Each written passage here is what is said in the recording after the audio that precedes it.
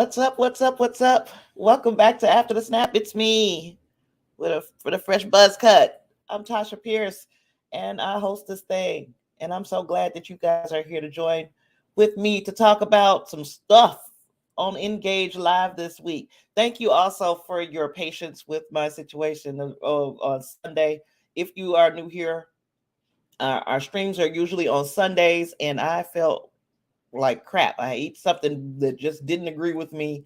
I felt like crap, so I had to postpone for a day, and I feel a whole heck of a lot better. So I'm ready to jump into some eugenics. Hey there, Justin. Thank you. I am. I'm feeling better today than I did yesterday. Thank goodness, Lord. Eventful weekend, or no, uneventful, kind of halfway, like a mix, because it is. Please excuse me. That's makeup on my shirt, y'all. I suck. Thank you, discussing Trek.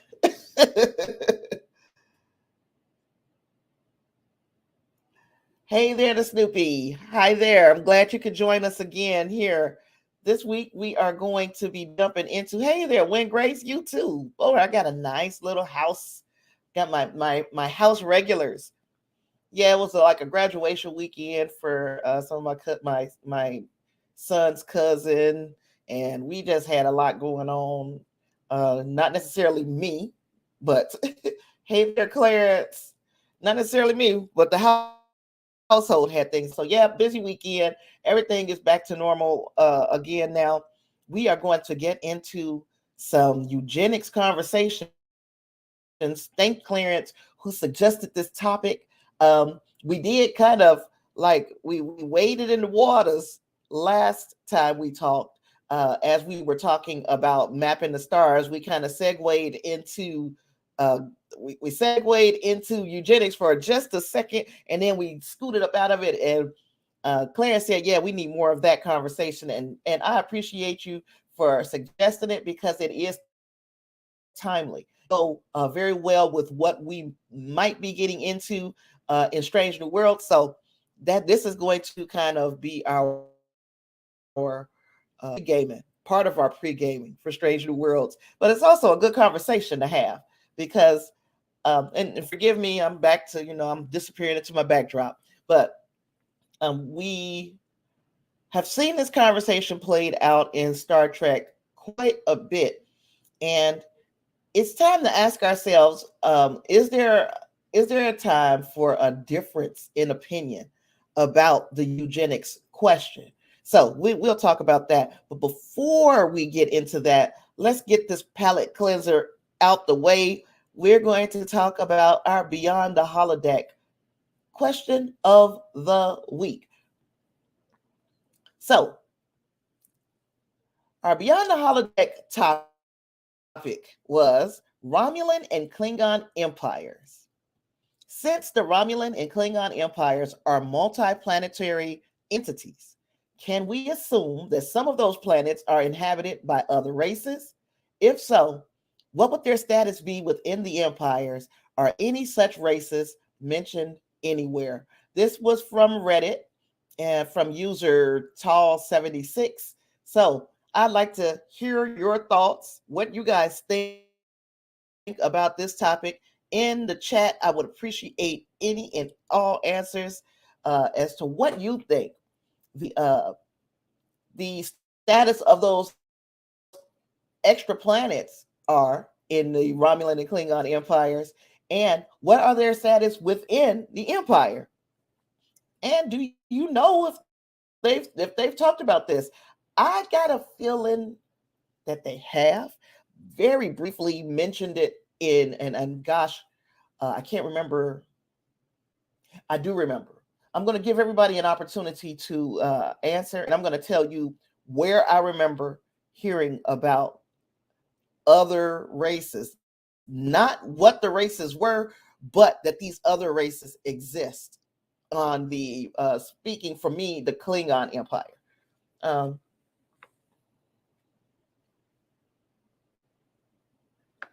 Um, Snoopy wants to know if we're going more in depth on Khan. Actually, we're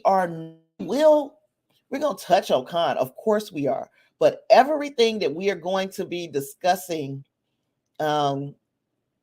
is just going to be eugenics in general. We will touch on Khan. We'll also touch on the other genetically enhanced people. There have been many. We're not going to touch on all of them. Just some of the ones that stuck out to me.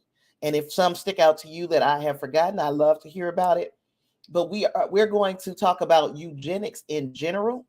And we are going to touch on some of these characters that we have learned over time were genetically manipulated and what that meant for them in Star Trek or Starfleet.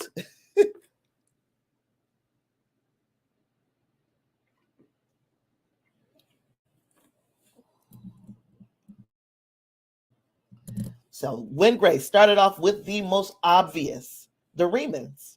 The Remans were part of the Romulan multiplanetary system, and they inhabited a planet, and they were not on equal footing as the Romulans. So that is a real good response for this question. Anybody else got anything? Mine is this. I can remember, and we are going to talk about it, and this is why I remember. We're going to talk about it in a little bit as it pertains to being genetically enhanced in Enterprise. In Enterprise the last season 4 episode, where it actually a 3-episode arc, and in one of those episodes, the Klingons, as far as eugenics, how that went, and that virus that was going around through all the Klingons and were basically killing off the population. It was going to be pretty much this pandemic was going to wipe them out. They spoke about the other planets and how that if it was on that planet, they were just going to eradicate the planet. That there were others living on these planets. Now, they didn't say other species.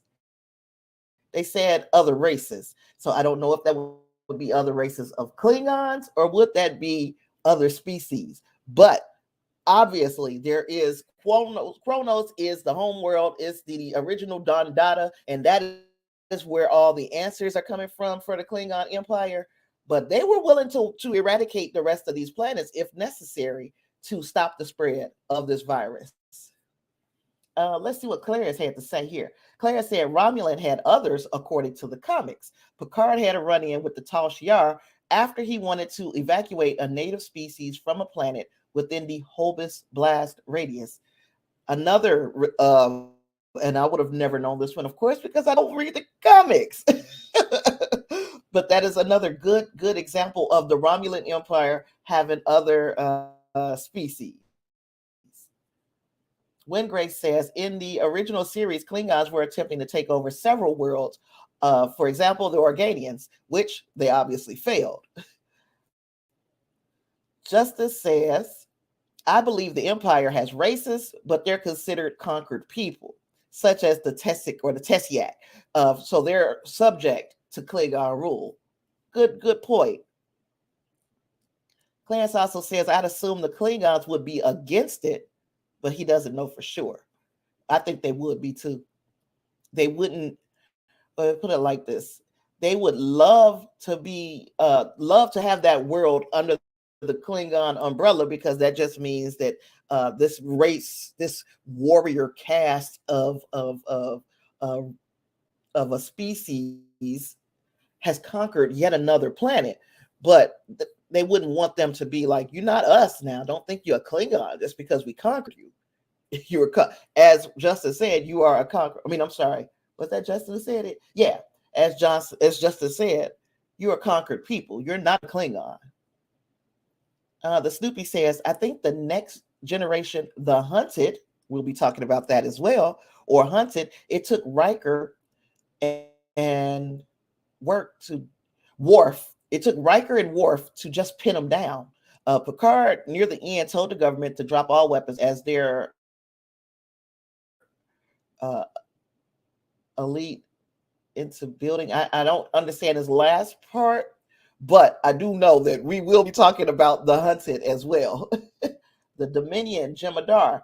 Yeah, that one is not between the Romulan and the Klingon empires, but it is an example of that's a genetically manipulated. Actually, they were created beings to be in subjugation of the founders.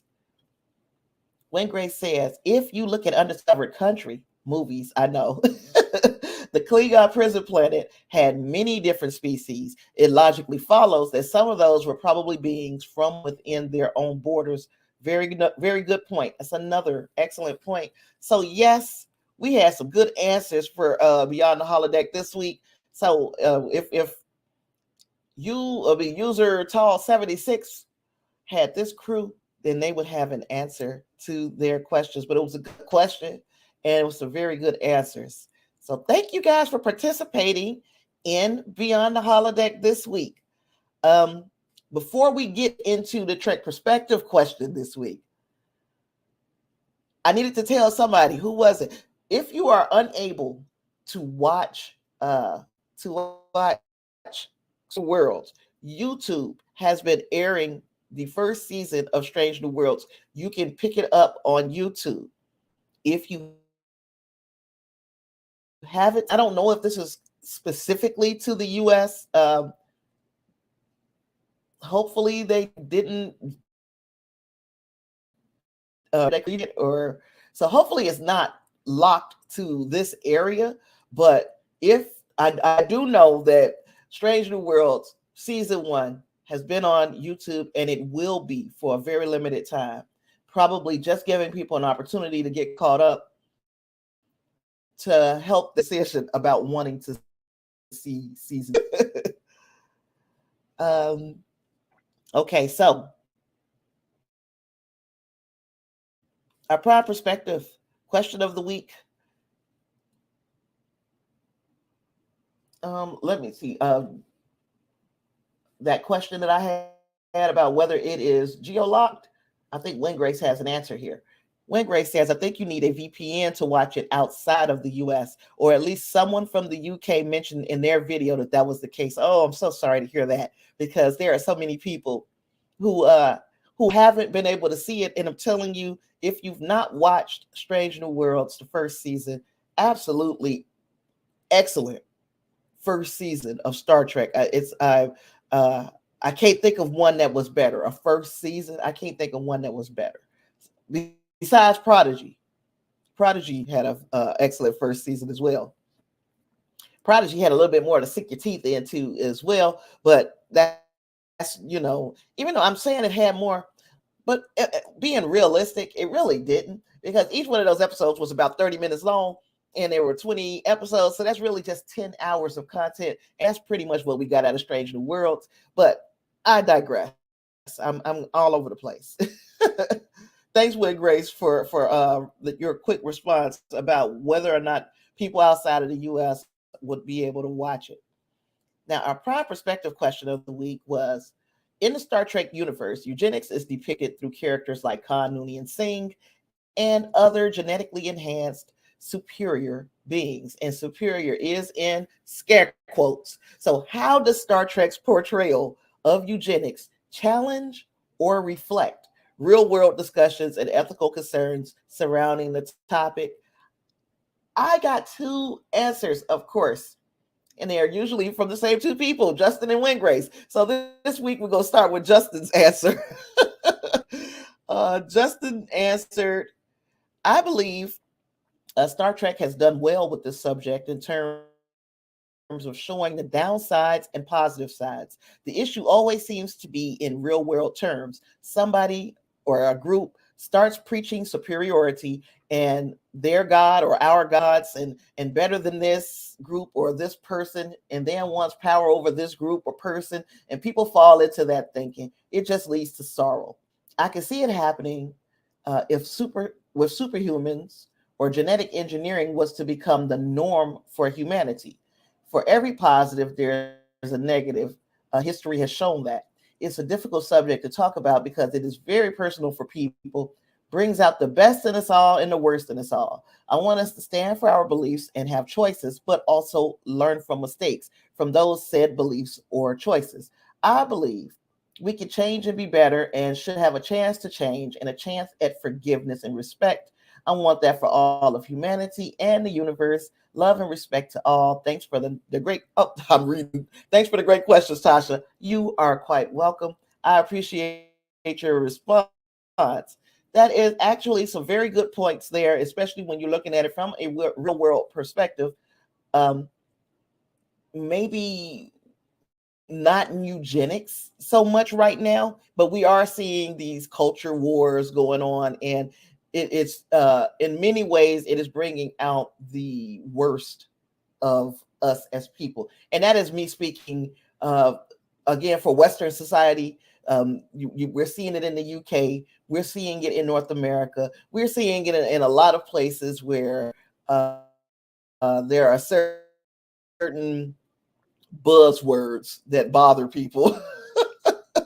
And yeah, um, that can easily take us as far as a society goes. I feel like we are taking a few steps backwards, and that this is a dangerous time because we have the technology to do far more than we had in the past, and we are going back to backwards thinking. So if the Nazis imagine if the Nazis had the technology that we have right now, and when they were making their Uber Mensch, and that where they were attempting to make their super soldiers. And if the Nazis were doing it, you can best believe other countries was doing it as well. We were trying to make Captain America's over here as well. Just imagine with the mindsets that we have right now, if world war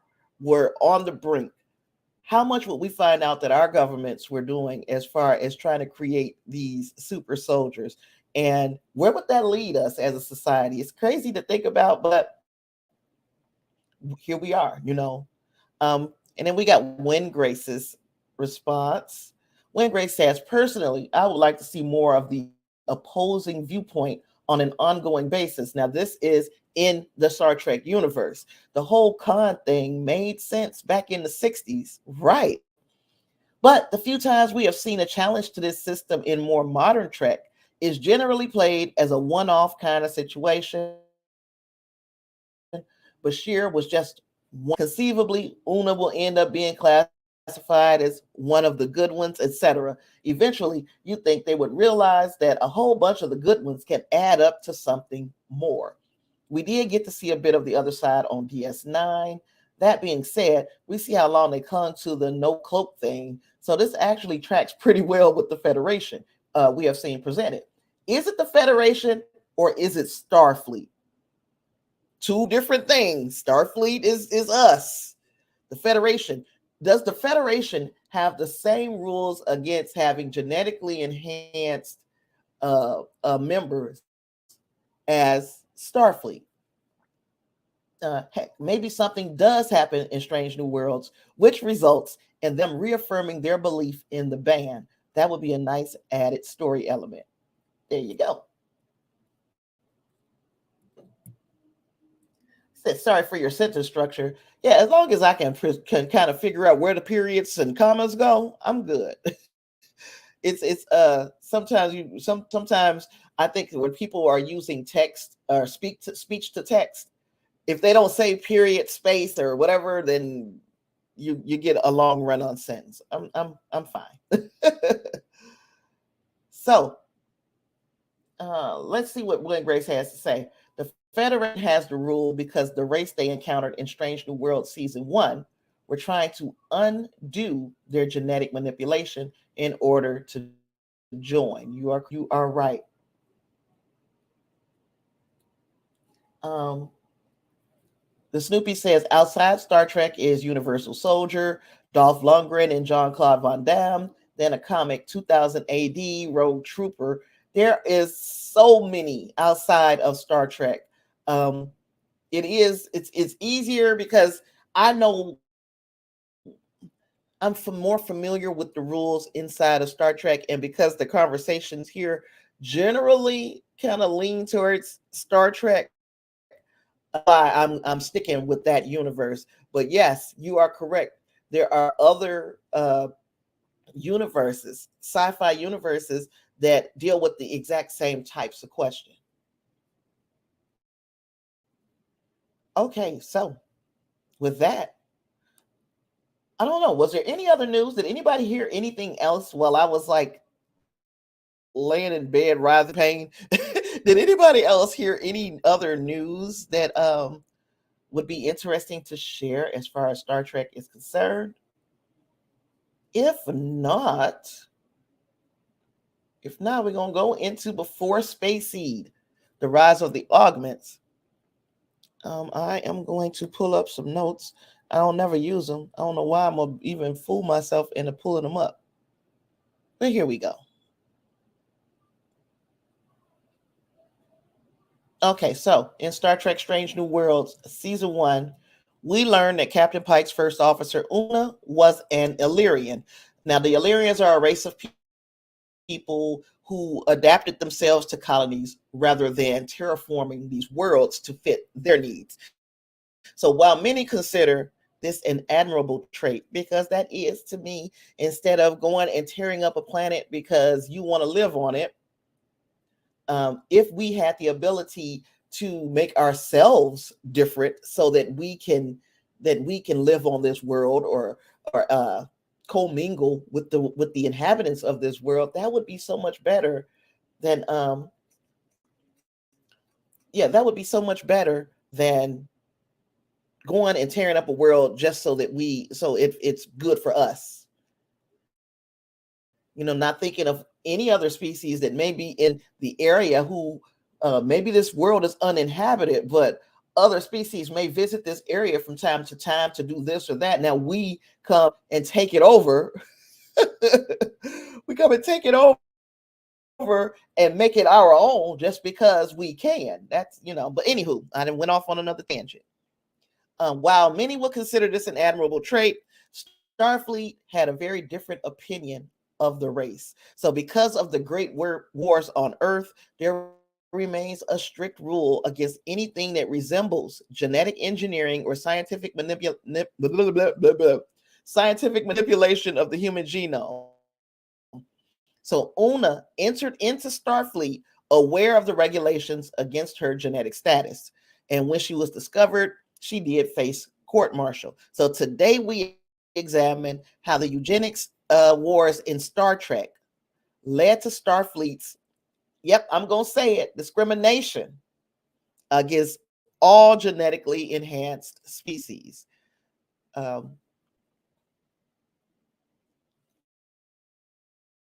So Spock said it, and maybe at the time that Khan was active on Earth, this were true. He says superior ability breeds superior ambition. But isn't there examples in Star Trek like all over the place where they don't have superior abilities and they still breed superior ambition? When you think of a species like the Romulans, who were not genetically enhanced by any stretch of the imagination. They were very xenophobic, and they were another kind of warrior race. So what fueled their superior ambition? Same with the Klingons. What fueled their superior ambition? So to say that it is specifically because of eugenics is kind of, I guess it's trivializing what the problem really is. The student a lot of times won't be any greater than the teacher. That's what people say. But we learned some of these things are learned behaviors.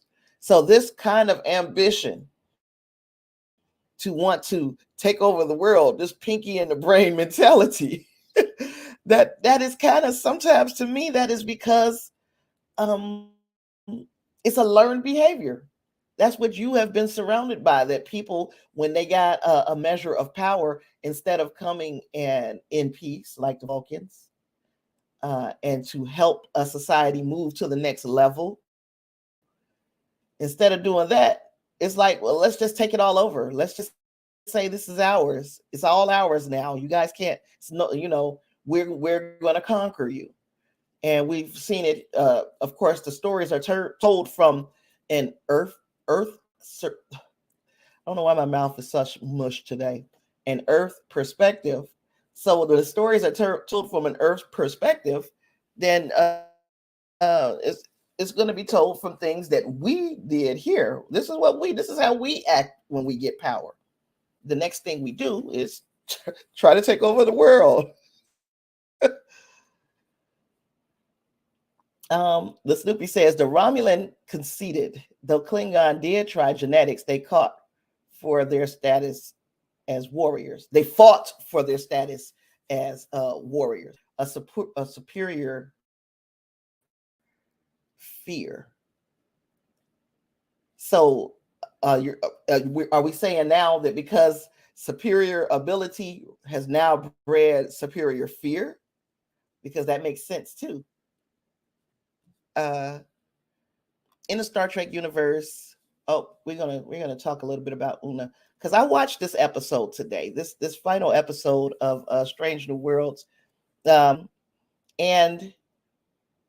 I don't know if I just didn't understand parts of it the first time I watched it. I got a far better understanding this time when I watched it, about everything, about the entire episode, which was mwah,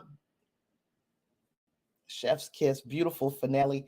But anywho, this part of the episode, I forgot that Battelle, Pike's lover, she was there in the beginning of the episode. She came back at the end of the episode to arrest Una. Una is like, look, I knew that I was causing waves.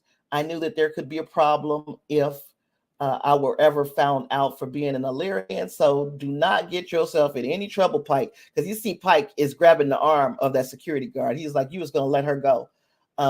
It's partially because Pike, in this alternate reality that he went to, which when he went into that alternate timeline, he went 6 years into the future. So in those 6 years, that accident that he would have had that put him in the beep chair, the accident happened, but because he warned some of the cadets that he didn't end up in the beep chair. So yay, we did find out what would happen if he doesn't end up in the beep chair. Who would? But further than that, he learned that something had happened with Una. She couldn't be contacted because she was under like some kind of solitary type confinement. So when this happened at the end of this episode, he's seeing things set into motion that he saw already in the alternate timeline. Now, many of you caught all of that the first time y'all watched it. My goofy ass, my goofy behind did not catch that this is where he's seeing a future. He's seeing elements of that alternative timeline starting to play out in his timeline. He's trying to stop it because he knows in 6 years she will be in solitary confinement in that alternate timeline. So it's possible in this timeline as well. There was a lot about that episode that I misunderstood the first time I watched it, because I don't know why. I don't know how I missed all of that. Yep. And I'm going to tell you how. I know how.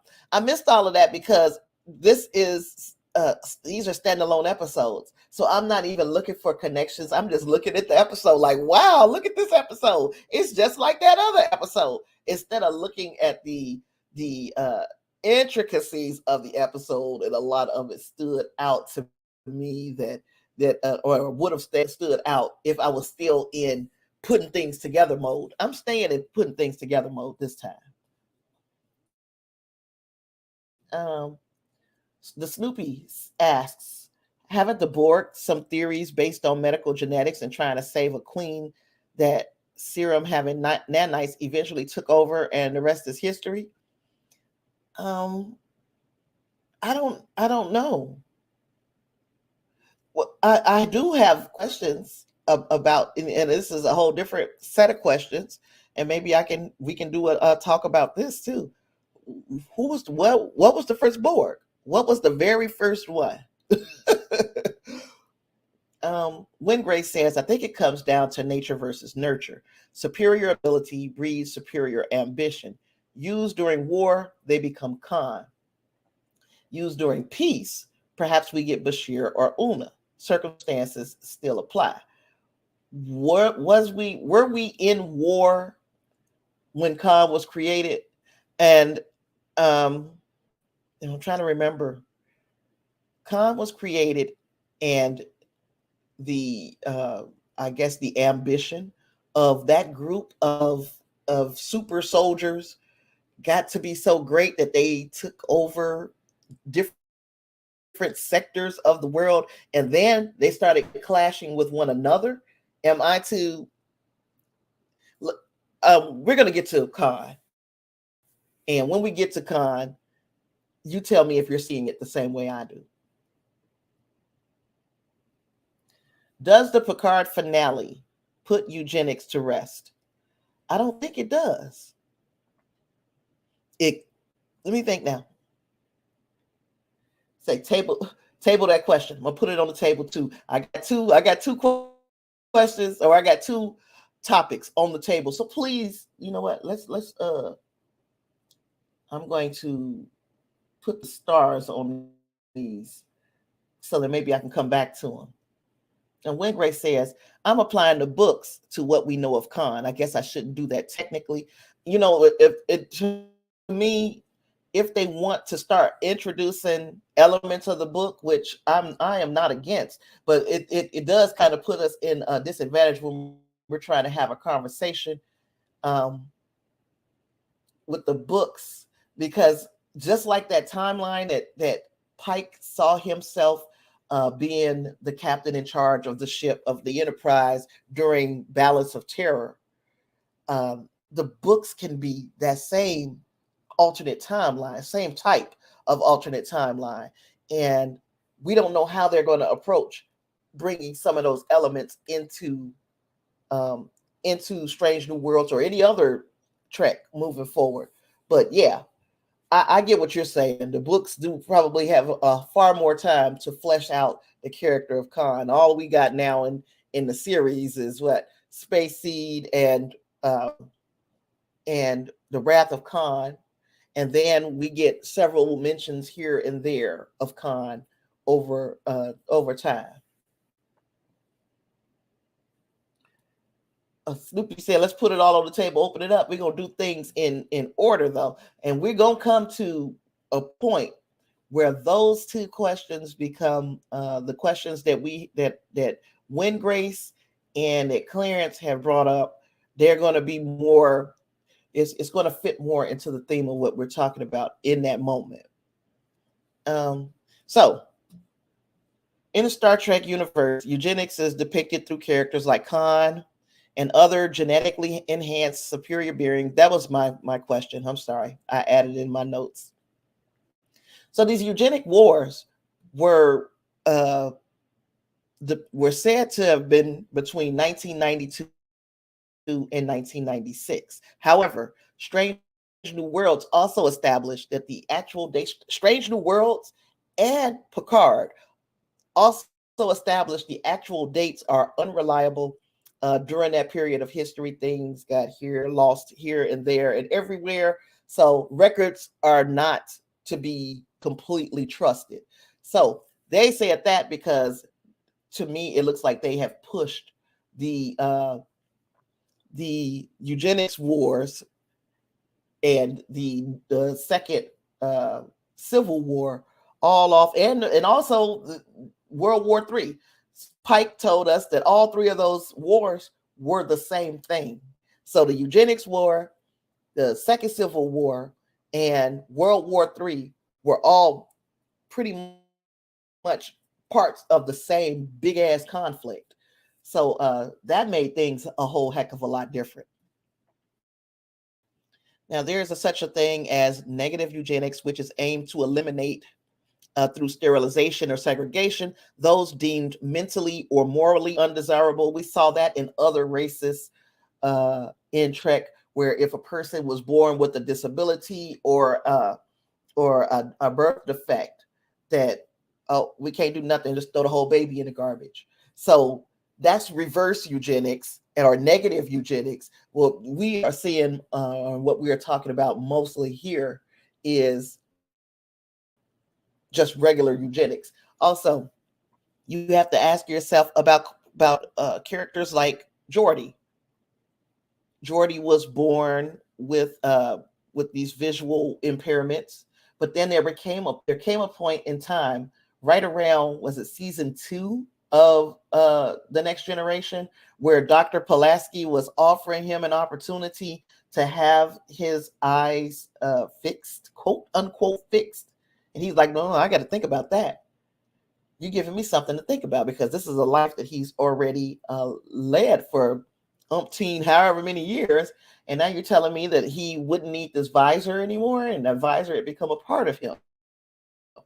So with that type of genetic manipulation, isn't that kind of eugenics? It's kind of saying, of course he wasn't forced, but it's kind of saying, you have this disability and we can fix all that for you so that you can be normal. So Starfleet has, to me, Starfleet, they say they have an issue with genetic enhancements, and then you see stuff like that. You got an issue with genetic enhancements, but then you see Worf being offered a whole new spine. I mean, it's so contradictory what we see Starfleet want. But what they don't want is for anyone to be intellectually or physically made stronger than everybody else, I suppose.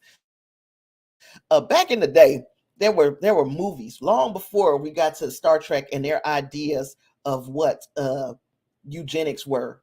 They tackled this stuff in movies all the way back in the early 1900s with silent films.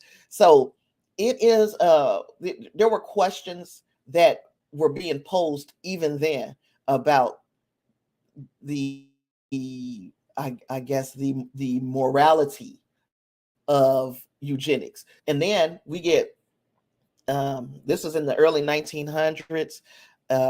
What is this guy named? Chicago surgeon Harry J. Heiseldern. He was advising the mother of a child that was born with deformities to forego these necessary surgeries so that the child can live, and just let this baby die, or it's going to grow up with lifelong health conditions. So this baby passed away. Then this doctor, thinking that he had done something so great for humanity, called a press conference to announce what he did. And then he said, not only did I do it, I'll do it again for the well-being of our nation. Heiselden, the choice to not operate on the baby was part of the greater surgery, the surgery that cuts away the vileness and decay and leaves only the sweet and clean and wholesome in this life of ours. So this was 1915. In 1915, people started losing their mind after they found out what this doctor did. They lost their shit. They like, are you for real? This is something that we cannot abide by. So genetic or manipulation of that sort, meaning the negative, even the negative eugenics, was just spoken against greatly. But we also know that within a matter of years, not only was Nazi Germany working on Superman, I truly, truly believe, I don't have enough evidence to substantiate or support that this is what was happening, but I truly believe that the United States was doing the same. So when we look at Star Trek, again, it's usually just them holding up a mirror to stuff that we've done. Now, I got this slide up here. Let me see. You said more cybernetic there for Geordi. Yeah, there's a difference. Yeah, I get it. I got the slide up because going in order from the times that we have heard of what leads up to the eugenics and the eugenics war in Star Trek, we got, God damn it, I didn't write it down. I hate that I didn't write down which Soong this is. If you guys remember which Soong Brent Spiner is playing right here, put it in the chat. I don't know if it's Alton, Adam, Eric. Gosh, there's so many different Soongs, and they all start with pretty much the same. Write it in the chat if y'all remember. So this is when he was trying to get funding for his program because he was trying to save the life of his daughter. And of course, he was denied. He was denied the freaking funding. And also, this panel of scientists thought that he was batshit nuts.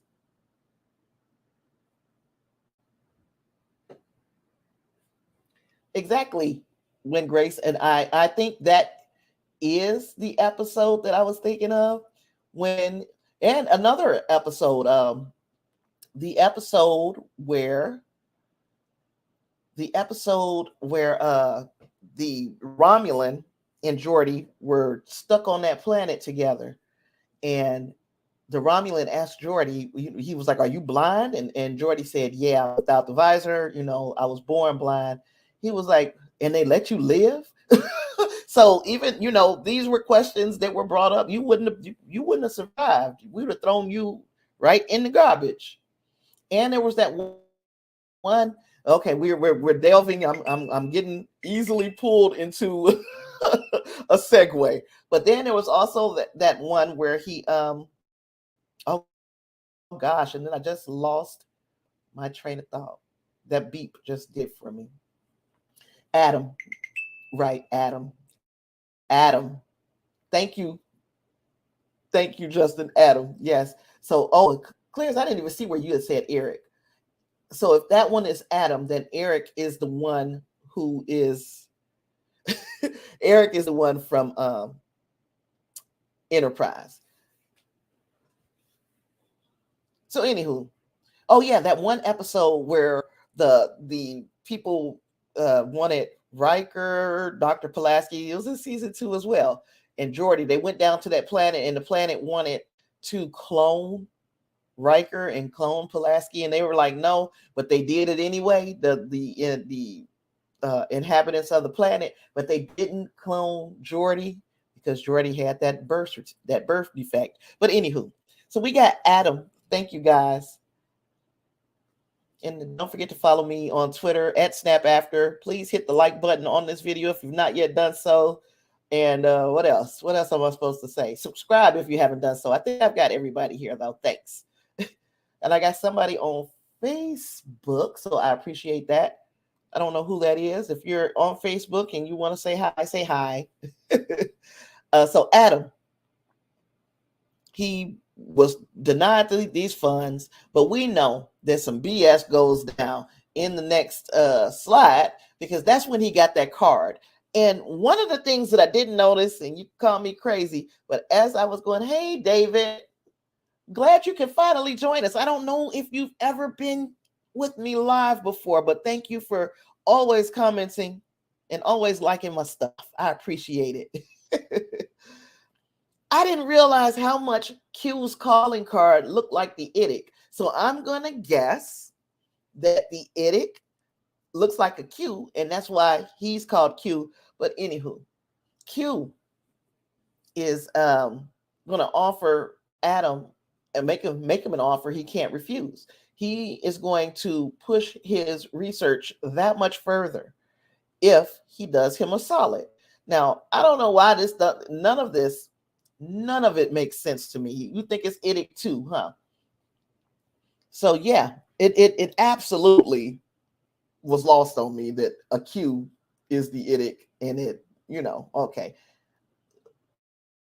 It neither here nor there. It was just something that was like I had to put that in there when I realized it. I was like, that looks like, but okay. Um, yeah, David, that didn't make sense to me either. I don't understand why Q did all of that with Adam, just to at the end be like, I did all this so I could get a great big hug from you, Picard, but we're not going to dive too far into that because it'll break my brain. It'll break my brain.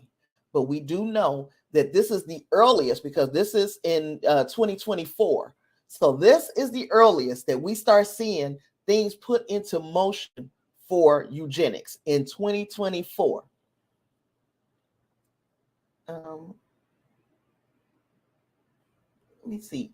Justice said also a lot of the fear with Khan is sometimes the engineering. It's sometimes the engineering the person is born, not of human natural birth of a womb, but in a vat, so grown. That is why there is fear in the subject, that you're feeling like, many people say that the soul is kind of passed between parents. So if there is no parent, does this entity have a soul?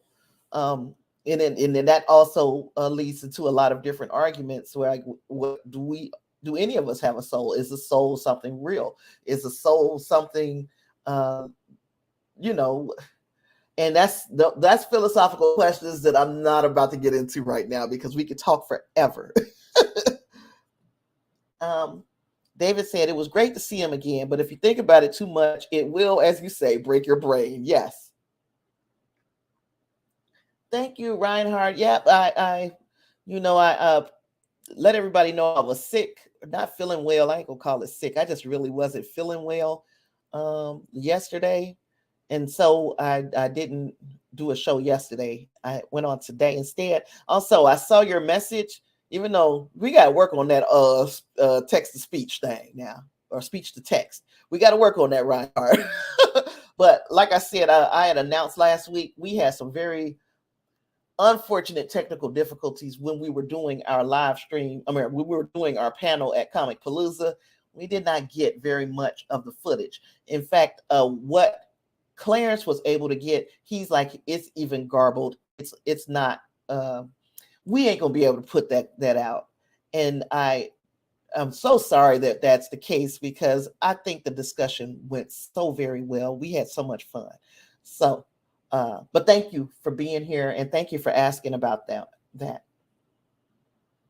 David Lancaster, you're in the house too, sir. Yeah, you're on your way home from work. Be safe. Justice says, yes, fear. There is not a human connection to a humanity. I guess it's a wild and deep subject. It is. We can go forever, and I don't know as much. I guess I have an opinion on it, but I'm also open to learn more, because I don't have as much of a philosophical understanding of why people are so attached to that soul thing. But anywho, I do know parts of it is religion and the such, but don't get me started. Like I said, we can do this forever with that conversation.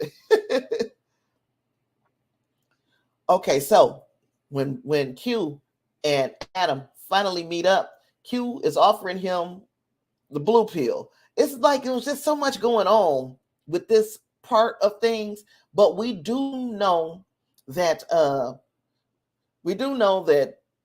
Adam took the pill, and Q started helping him. I still don't understand why Q was helping him, but those are the things. My expectations for Strange New Worlds season 2. What are they? My expectations are high. The first season was excellent, so I have very, very high expectations. They set the bar high, so hopefully they continue to live up to it. If they took one step down, it would still be an absolutely fantastic show. But I'm hoping that we continue to get the same quality stuff that we got in the first season. David says rap music of one of my co-workers is too loud. Can't hear what I'm saying. Participate from the comments. Yes, I do not mind that. Yes. I'm sorry about the loud music. Then, as we went into the last episode of, was it the last? No, episode 8 of, don't give me the line. It was episode 10 of Star Trek Picard, season 2. Pulling out of the drawer after Adam Soong had been beaten by Picard and crew. He goes home, he pulls out of his drawer a folder. The folder says, oh, 420. Oh, okay. He pulls out of the drawer a folder that says confidential funding report for Project Khan. The funding report was from June 7th. Wow, that's coming up in 2 days. We should have a celebration, the Project Khan Day. But anywho, on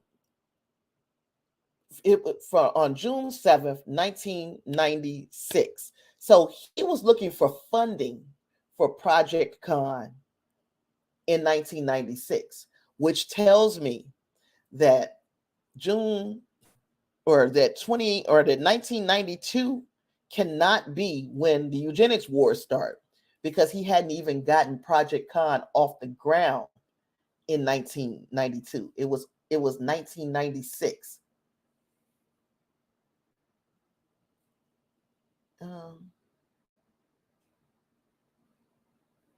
Let me see.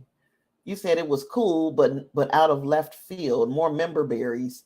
I think the member berry, besides what is the name of the animated thing?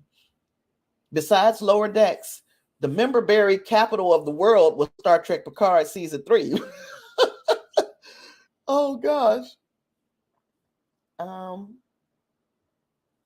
So no, they didn't try to keep continuity, and I think it's because we as a society caught up to where they think or where they thought was so far out in the future, way back in 1960 something. Because as somebody said it, I think I read it in the comments on our community post. Win Grace may have been the one to say it. They had no idea that we was going to be having these conversations 57 years later. So when they said, oh, the Eugenics War started in 1992 and ended in 1996, that seemed like far enough away for stuff like that to have occurred. But now here we are in 2022 or 2023. I'm living in the past. Here we are in 2023, and we know these things have not happened. So now we can set it off a little bit further in the future, but still try to keep it kind of contained. But then I'm about to blow everybody's mind in a minute because I blew my own. But anywho, let's see. Where are we at? Okay. When Grace says, oh wow, I took that in the complete other direction. You tell me what you thought, When Grace, if you haven't already done it in the in the comments behind this. David said, true enough. Yeah, because we didn't know. Hell. When Grace says, I thought he was pulling out Khan information in the past tense, and this was setting up the augment plot from Enterprise. So I'm thinking that the augment plot falls in line in the same. This is all part of the same conversation. This is what jumped it all off, though. He asked for funding for Project Khan in 1996. He didn't get it. He messed up his thing with the girl babies that he was trying to make. So he said, let's go all the way back to, this is what I'm thinking now. He said, let's go all the way back to the drawing board. He pulls out the Khan stuff. And this is where Soong, instead of making his mark as the way he wanted to, where the Borg Queen was trying to help him do, he's making his mark with Project Khan. That's the way I understood it. Now we might need to go into that one a bit deeper, huh? Hit the like button and subscribe. If we're not careful, we could go the way of Gattaca. I don't know what Gattaca is. You got to remind me. We like member berries. We want new and fresh ideas more. We do. We do want fresh ideas more. Snoopy says some things can be an alternate universe.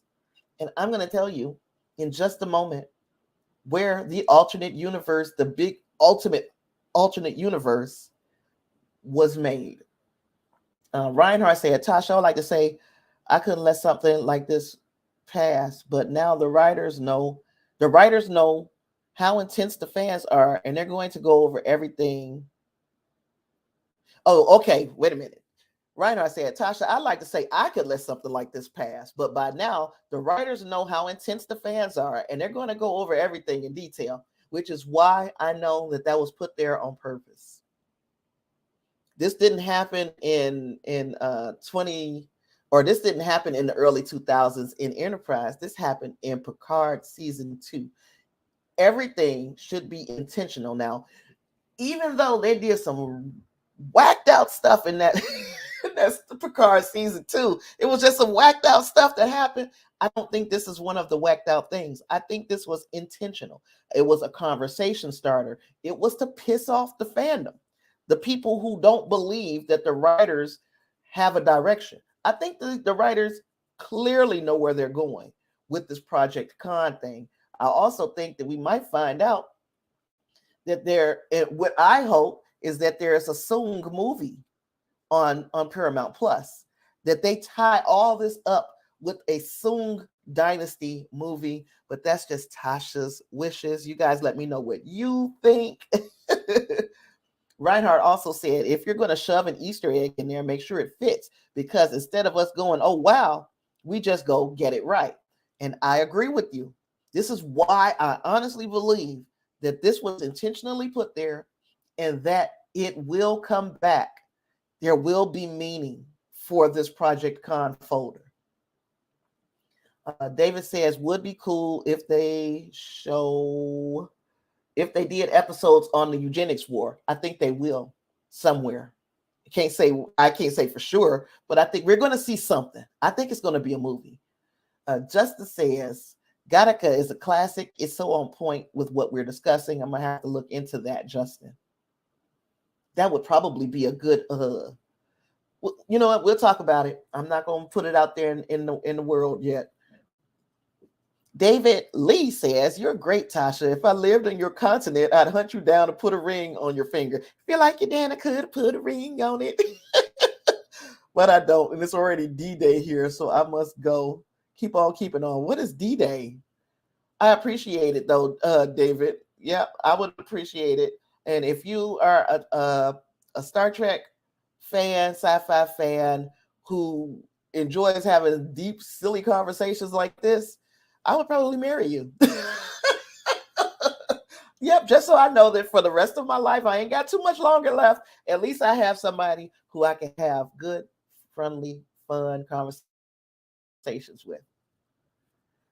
When Grace says, I originally thought it was put in place to set up La'an, but they have yet to address that. But did you see where she was asked, are you related to Khan Noonien Singh? And she was like, yes. So I'm wondering if in some way, shape, or form that is going to be addressed. I'm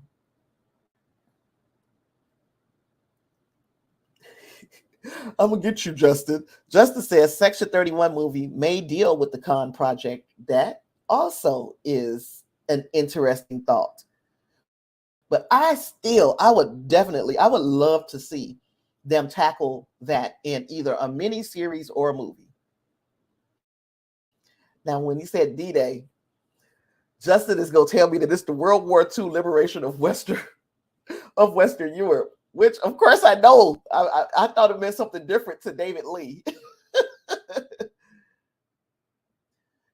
David Lancaster asked, didn't the Augments almost win the war? It depends on what understanding of the war you've got. Because there are some, let me see. I'm going to read this here because this is in my notes. The Eugenics Wars were a series of conflicts in the early 21st century between genetically engineered superhumans known as augments and the rest of humanity. The augments were created by a group of scientists who believed that they could create a master race by selective breeding. However, the augments quickly turned on their creators and led a reign of terror. The wars ended with the defeat of the augments, but they left a legacy of fear and distrust of genetic engineering. But there is an alternate theory that says that that's parts of this war were the augments fighting amongst themselves. Once they got control over each group of augments took over a certain part of the world. Like Khan's part of the world was, I believe, India and parts of Asia, or could it be the other way around, Asia and parts of India? That was his part of the world. He was the ruler, and they say he was a benevolent ruler. We'll get to it. I don't want to get too far ahead of myself, and I keep getting really far ahead because you guys are asking great questions. And I cannot help but to stop and answer. Okay, so let's see. Reinhardt said, "Oh my God, Gattaca was a great film that nobody saw. Y'all really are big up. It's every week you guys come up with a movie that I have not seen, and y'all talk about it, and it'll be like, I gotta see that movie. So Gattaca is this one." Wayne Gray says, "There's a cool fan theory that all Soongs are Adam Soong. He cloned himself and transferred his mind forward until he shifted to building androids with data and finally died with Alton." Now, there was something I was about to say that I can't remember what it was. But that's a possibility that these are not descendants of Soong. These are Soong. So yeah, I get you. That one sounds good. Snoopy said, "Yes, David, they near did. A lot of toughest, hard as nails guys." Yeah. David also loves Gattaca. Got it in his collection. Awesome film. Justice says, "Sorry, Tasha, no disrespect. You're a history buff. It's okay. Because if I didn't know, then at least you weren't about to let me be out here by myself, not knowing what D-Day was." Reinhardt says, "Tasha, there are very few people who would love to see them do a series surrounding the Eugenics Wars than him. He wants to see it just like I do." Yes, me and you are on the same page there, Reinhardt. I'm going to skip if it's not. So Snoopy says, "If Khan was benevolent, why fight him?" We're going to get to that. It's raining like Noah's backyard. Okay. So we talked about Project Khan. We need to talk about the Rios wild card because this could change everything. How much is going to be changed because Rios stayed in the past with the knowledge of future events? Could that potentially be why the records are so messed up moving forward? Because Rios, just him being in the past, created some paradoxes. You see the butterflies. Now, his wife, and I forgot her name, forgive me, the doctor, she had already used butterflies as her symbols for the Mariposa clinic that she was over. However, the butterflies are also symbolic of the butterfly effect. So all of these butterflies, including the ones that's on the cases surrounding Rios and his wife, we got the butterflies on those cases. We saw those same butterflies show up in season 3 of Star Trek Picard on the ship. What's the name of the ship? Anyway, I think that this is all pointing back to Rios and his wife. This is the butterfly effect. And Rios being in the past has changed an awful lot of things. So suppose Rios influenced society that eugenics isn't so much bad. It's what we do with eugenics. What if, because his wife is a doctor, what if he, with the knowledge that he had, was able to make moves that caused either the ending or a delay in the eugenics wars, World War II, all of that? What if he was there and he made all of these changes just by being there? That creates a divergent timeline. And now we don't know where things may go. We don't know what timeline we could potentially even be on. It's not linear. He's back in 2024. So everything that happened from 2024 on could be influenced by Rios. So yeah, just in case you thought we was gonna get away with not having some timey-wimey, wibbly wobbly stuff, here's something else. Because we're talking about eugenics, but we might not even have to be having this conversation, because Rios may have pulled a card that changed stuff in the future. Let me know what you guys think about that. But let's see. Wingray says the Eugenics War books heavily feature Gary 7. And since they brought back his group, also in Picard season 2, it's possible they plan a Eugenics War show. And that would be, I mean, because it's putting us back in a place where I want to be, which is we need to expound upon this. We need more information about the Eugenics War and that era of civilization in the Star Trek universe. I would be 100% here for it. 100%. Let's see. David said maybe jealousy just pissed Khan off and turned him bad. Jealousy of Khan. Okay.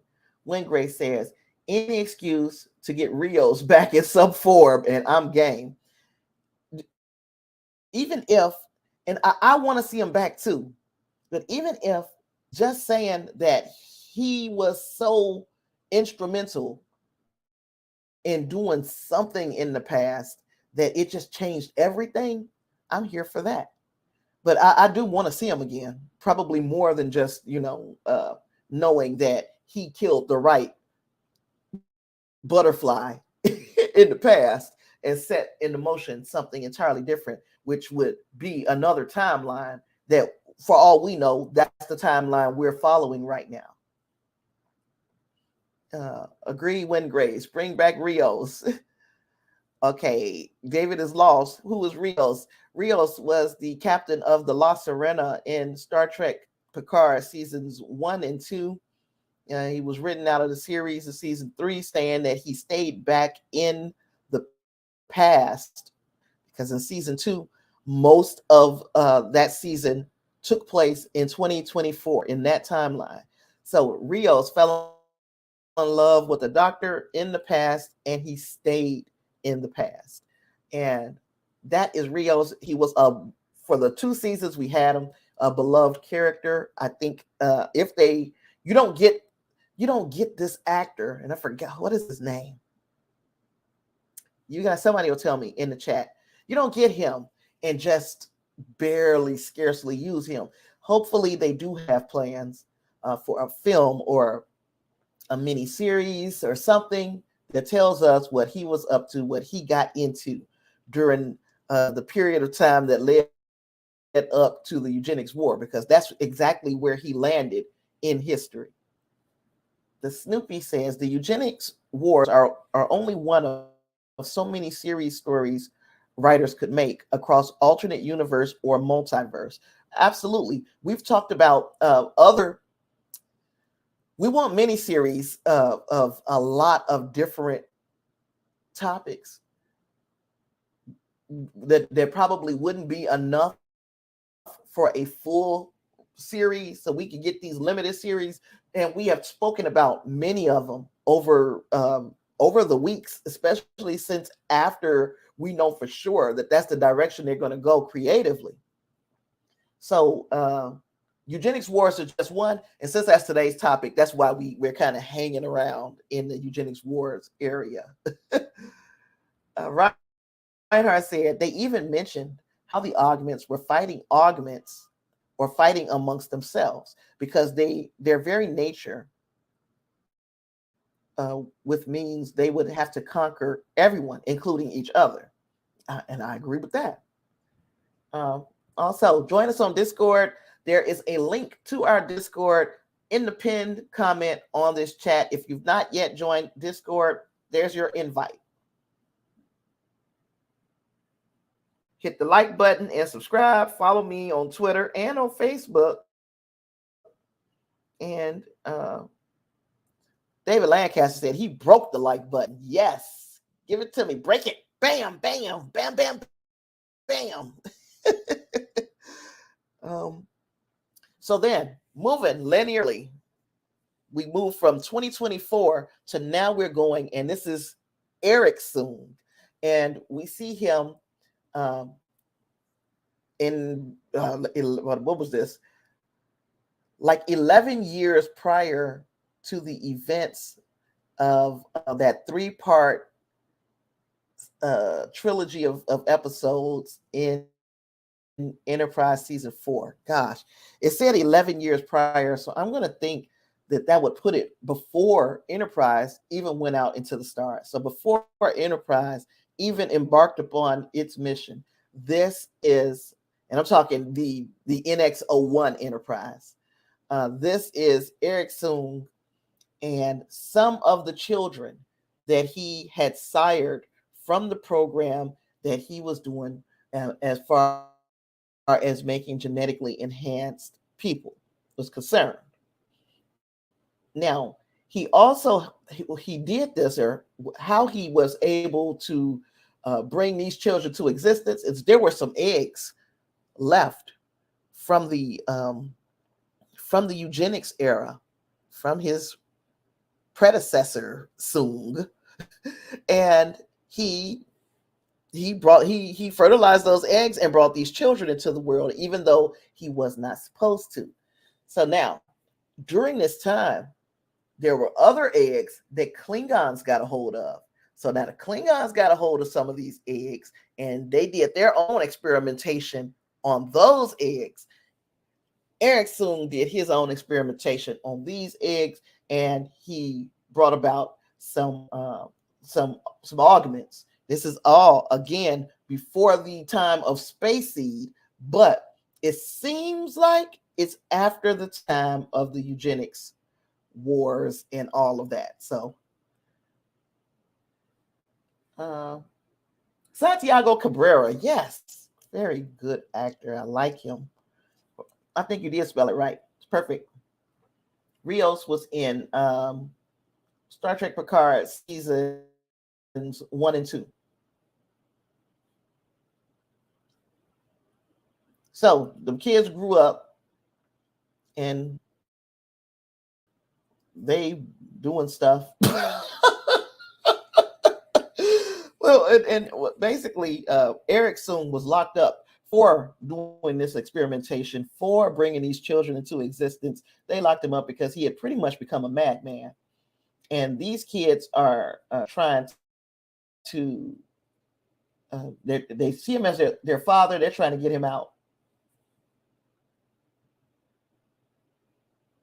And we also, okay, so here we see him in jail, and he's doing all of this. He's like a classic psycho, or no, I won't call him psychopath. He is psychiatrically challenged. He's got his cell is as wallpapered with equations and with his research. And look at all of the writing that he has done. He has reams and reams and reams of paper that he has done all of this research while he's been locked up. That leads us to the augments, and then we're going into where the Klingons and them creating their own version of these super quote unquote super soldiers, and it didn't work out as well for them. Let me see. Reinhardt said, "Well, you were talking about Rios. It made me think about the show I first saw him on, Heroes, and guess what other Star Trek alum was on that show? Zachary Quinto. Santiago Cabrera portrays Rios. Thank you. Now, semi-professional football player, and like we're talking soccer. We're not talking American football. We're talking about what we call in America soccer." He loves the game. Fantastic. But he, in the Star Trek universe, he could be the straw that breaks the camel's back. He could be the person who changes the history of Star Trek as we know it. That is just how important he is to the stories moving forward. We really have to keep our eyes on the Rios effect, because this conversation could be moot in depending upon what Rios got into when he stayed in the future. At first, it was a plot point in Picard season 2 that I really truly disliked, but now I'm like, there's a lot of potential in him not being a part of. I mean, in him staying behind, and how that could basically just throw the monkey wrench, the proverbial monkey wrench, in this whole entire program. And it's a monkey wrench that some people will be upset about, but I'm thinking we need the monkey wrench because canon has got us really, really boxed in. They put out a lot of years in the old Trek series because they never knew that we would still be doing this all these years later, and it kind of locks us in to a timeline. Whereas if they let Rios just go ham in the future, then we don't have to. We're not shackled anymore, and stories can be told that could not be told before. So you guys let me know what you think about the timey-wimey parts of this. But as far as the augments part of this, the augments were discussed, and if you put things in the order in which they were discussed in, we get a picture of how long Starfleet has had to change their minds about the danger of augments. But at some point, you have to think, are they just being stubborn? Are they just being stubborn and acting like they don't understand that sometimes these people are, or the augments can grow beyond their reputation. And when we say that, we can say that about any race, about anybody that was ever thought to be inferior, that you can grow beyond what people think of you. You can grow beyond your reputation. So, anywho, we're going on about this Heroes. George Takei was also in Heroes. The actor picture did tons of parts around this time. What happened to him? I do not know. I don't even know who that guy is. Thanks for explaining, Rios. You are quite welcome. He was in Doom. Okay, you gonna tell me. Good, because I didn't remember on the Sci-Fi Channel. I didn't watch that one. And look, Lysandra, my friend, my best friend. Oh, by the way, for everybody who was asking about Lysandra, she had to have 2 surgeries. You know, Lysandra has an LVAD, so that is a device on her heart. If you are aware of Dick Cheney, former vice president, the device that he had on his heart that they were so afraid that foreign governments were going to hack into, Lysandra shares the same heart defect. So she has LVAD, which is basically keeping her alive, but it is also something very dangerous to have when you're trying to do surgeries. It's a lot of navigating and logistics surrounding doing something that's a surgery. She had to have emergency gallbladder surgery and then another surgery at the same time because they could not risk putting her to sleep twice. So everybody who was concerned about Lysandra, she is at home now. She's doing so much better after being in the hospital for a month. She is at home, and she's happy to be there. She's still got a road of recovery to go, but if you were to talk to her, you wouldn't know that anything was wrong with her. So I appreciate your thoughts and your prayers. She's back at home. I don't know how we got on that subject. Yeah, I had to tell you about Lysandra because that's my home girl. um, so yeah, soon realized that he had made a few mistakes in his dealings with these augments, and this is one of the Klingon augments from the bad batch that, that they had. Oh, thank you, Justin. Thank you. But she is doing better, a lot better. So yeah, what went on with the Klingons basically is um, they needed somebody to help them. Excuse me. They needed somebody to help them cure a virus that had spread because they were using these I guess these eggs or whatever way they were trying to manipulate the genetics. They mixed some human DNA in these eggs with some Klingon DNA, and then that is how we got the smooth-headed Klingons. Is also where I was talking about. They were talking about eradicating entire planets inside the Klingon system if they were not able to contain this virus. Dr. Phlox and one of the Klingon doctors worked together. Dr. Phlox was kidnapped and forced into working with him, but they were able to come up with a cure, and they cured. Um, it was like it would cure them, but it would be after the cranial ridges disappeared. That's how in the original series we got the flat-headed Klingons. And then came Space Seed. So now we finally are at the point in the history of Star Trek where Khan reappears. So I'm going to talk about Khan. Of course, I got to go back to a whole other set of notes. Doop dee doop dee doop dee. Nope, not that.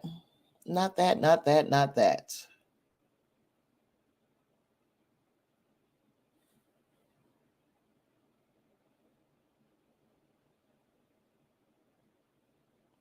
Let's see.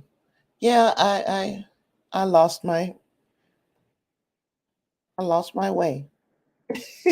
I lost my way. Here we are. I think this is it.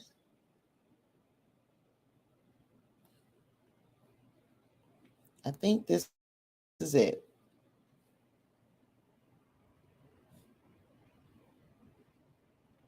Oh, David, Lysandra. I know you. I don't know if you remember my friend Lysandra. She would be in the chat with us.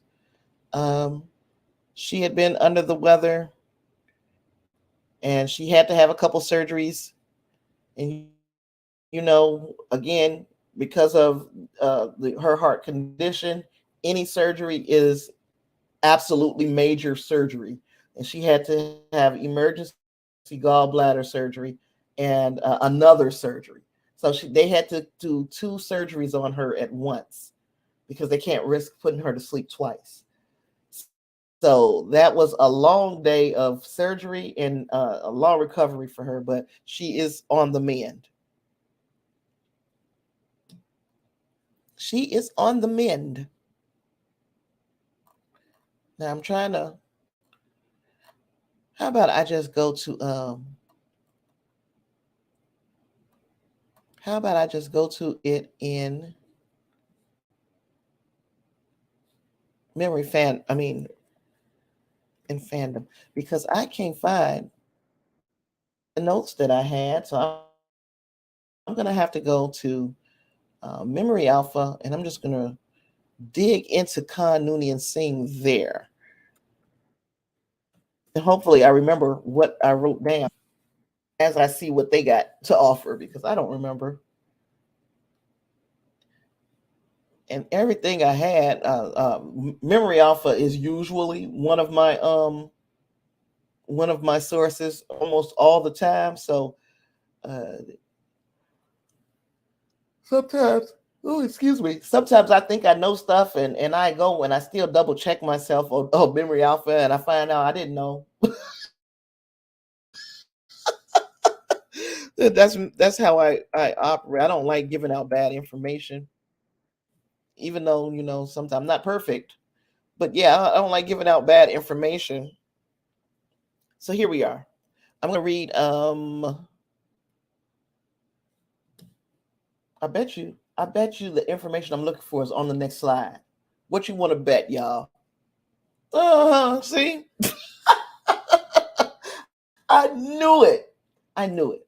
So by 1993, a wave of the genetic supermen, including Khan, has simultaneously assumed control of more than 40 of Earth's nations from 1992 to 1996, with an asterisk by that. Now remember, Khan was absolute ruler of more than 1/4 of Earth's population, including regions of Asia and the Middle East.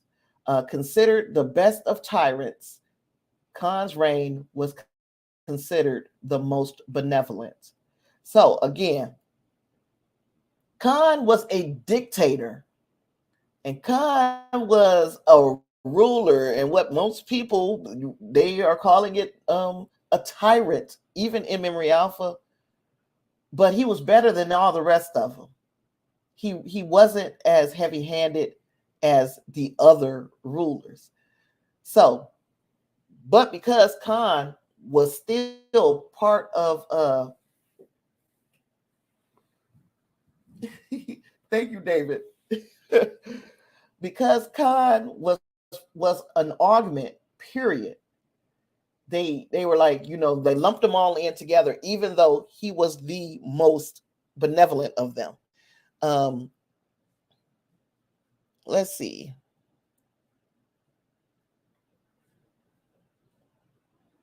There was and I don't know if it's here.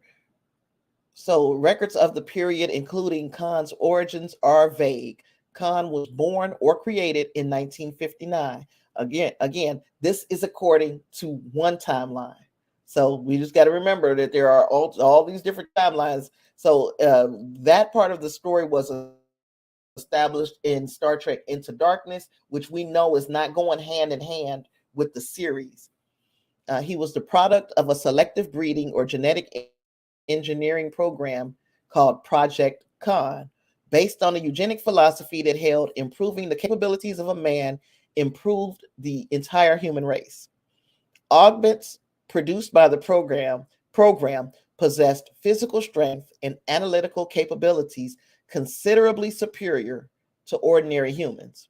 And they were created from a variety of Earth's ethnic groups.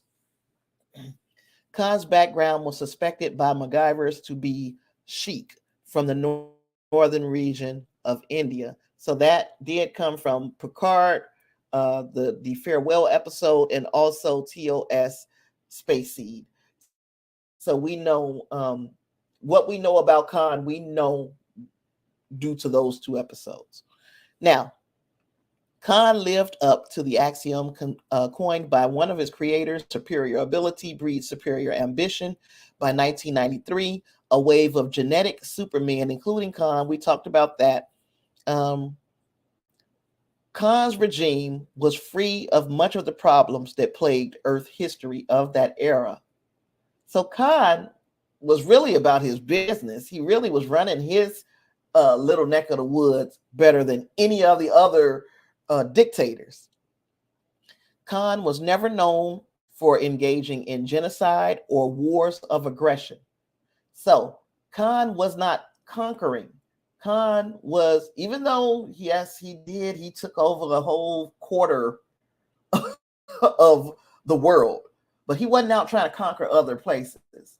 Khan was just in the cut. He just taking care of his people. He just being a ruler. He said we don't have to live like that. We can do things different. But then other people came and effed with Khan, and that's what Khan was like. Oh no, see, we got to fight. The citizens of his regime enjoyed very little freedom, though. He wasn't letting them get out. You could play in the backyard, but you can't go too much further. So that his big issue is that he had little regard for human liberty, as far as individuals were concerned. So, anywho, in the 1990s, the Augments began fighting amongst themselves, and these are the tyrants. These are the ones who were running things. They started fighting amongst themselves. Other nations joined in to force them from power, and in a series of struggles that became known as the Eugenics Wars, most of the tyrants were defeated and their territory was recaptured, but up to 90 supermen were never accounted for. Now we know that those supermen were on the Botany Bay. And I thought for a very long time, and you guys tell me if I was right the first time, because I'm getting the impression that the Botany Bay was not where they were imprisoned. The Botany Bay is where they exiled themselves, and they jumped on this ship and left Earth because they were going to be they were going to be possibly put to death on Earth. So you guys tell me what you. So we know that after some time in space, they run into the Enterprise runs into the Botany Bay, and the rest is history. They revive Khan, and all kinds of shit happens, y'all. All kinds of stuff. But at the end of it all, Kirk sent Khan to SETI Alpha 5 because he's like, look, we ain't trying to, we don't want to kill you guys. We just, y'all can't be trying to take over the world. Yo, you can't do it, Pinky. So instead of letting Pinky and them take over the world, he sent him to SETI Alpha 5, and where Khan agreed to go because he said it's better to rule in hell than to serve in heaven. Now you get there and things ain't what you thought it was, and then the next time you run into the Enterprise, now you got problems. So okay, we have gone through the history of what we know about Superman prior to Space Seed. And at least one of the things that we know is even though Khan wasn't fantastic, he wasn't the worst of the tyrants. And could he have been given a chance? Yeah, it was an escape, not an imprisonment. Thank you. So could he have been given a chance? Could he have been rehabilitated? We'll never know because he went to SETI Alpha 5 and lost his mother effing mind because because things didn't go the way they were planned. And that's a whole different conversation for a whole different day. But after that, after we run into Khan and Kirk and Khan have their beef with one another, and the stuff happens with Spock, and all of these things went down with Khan, and we're sure that Kirk went back and told Starfleet about. We can be 100% positive. Okay, so now they think to themselves, oh, we got these Supermen still out here, and it's leaving a bad taste in their mouths. And then in season 2 of Star Trek The Next Generation, we find that a group of Starfleet scientists were doing genetic manipulation on some kids. So And this is when we run into Pulaski. This is the episode where she was getting old all extra fast because they were doing these genetic tests on these children. So and Pulaski couldn't even find to keep herself from getting sick. She exposed herself to getting ill by being around these kids without any protection. Her last quote unquote last log was Chief Medical Officer's log. This will be my final report to the Enterprise. Just as changes in evolution are known to be caused by changes in the environment, we now know the process also works in reverse. Changes in the environment can also jumpstart changes in evolution, and that is something that we saw in this episode. Let me see. An attempt to control human evolution has resulted in a new species that is lethal to its predecessors. The children will be condemned to live out their lives in isolation. The quarantine of the Darwin station must be maintained forever. So she says, these kids, we can't never integrate them into society because their immune system is lethal to everyone around them. But still, this was genetic testing that was done by Starfleet officers. This is why I say that there is a contradictory type of relationship between Starfleet and eugenics, because whatever they were doing was, if you ask me, was manipulating the human genome. This is how you'd come up with some kids whose immune system is so, gosh, what do you call it? Would you call it predatory? If it assumes, if it sees a threat, it immediately goes into overdrive and it eradicates the people around it.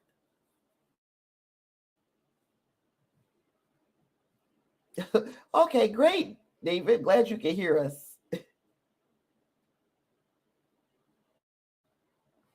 Said no chance Khan is out, like William Wallace said, freedom.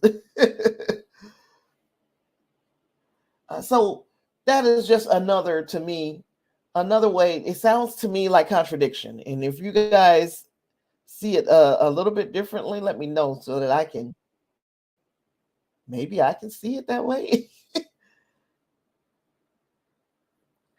Now, Justin says those tests in TNG had to be a Section 31 deal.